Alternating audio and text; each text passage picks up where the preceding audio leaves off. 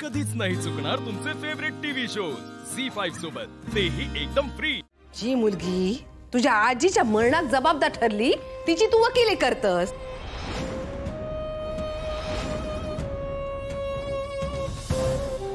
आणि जिनं तुझ्या आवशीसाठी इतका सगळा केला त्या सोन्यासारख्या पोरीक नाकारण्याचा मूर्खपणा करतस। हा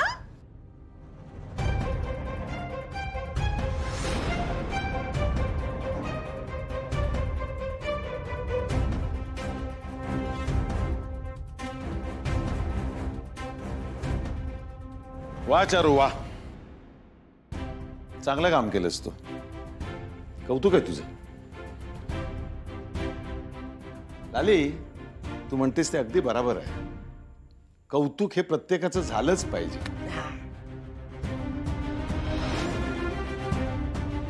चारू, माका तर काळजी वाटत होती की आता कसं होणार आहे सगळ्याचं, पण तू पुढाकार घेतलास, वा चांगलं केलंस तू।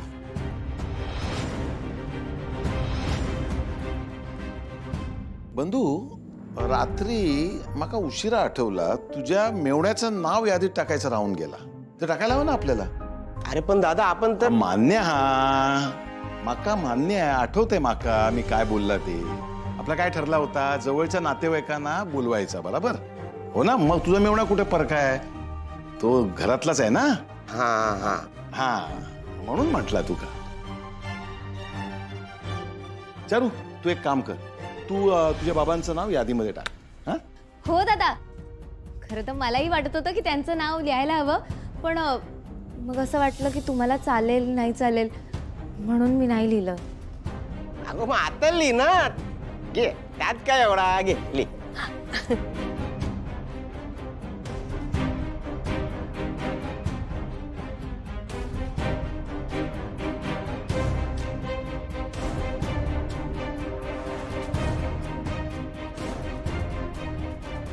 लिहिलंस? शाबास चारू, दे।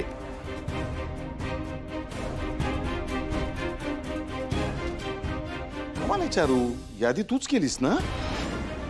हो दादा, का काही चुकलंय का? नाही नाही, अजिबात काही चुकलं नाहीये, फक्त तुझ्या वडिलांचं नाव तू आधीच यादीमध्ये लिहिलंयस। 8 नंबरवर आहे, शशिकांत पालव, हेच नाव आहे ना? हा हे बघ। हो दादा, ते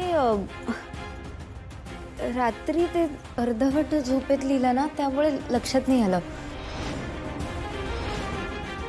झोपेत होती म्हणून ते विसरलीस काय लिहायला? बरं बरं, पण मला काय कळत नाहीये, झोपेतलं अक्षर वेगळं आणि जागेपणीचं अक्षर वेगळं,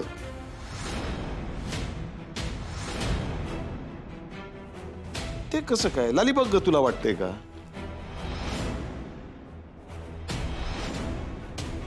तुला जाणवतंय का झोपेतला आणि जागेपणीचं अक्षर?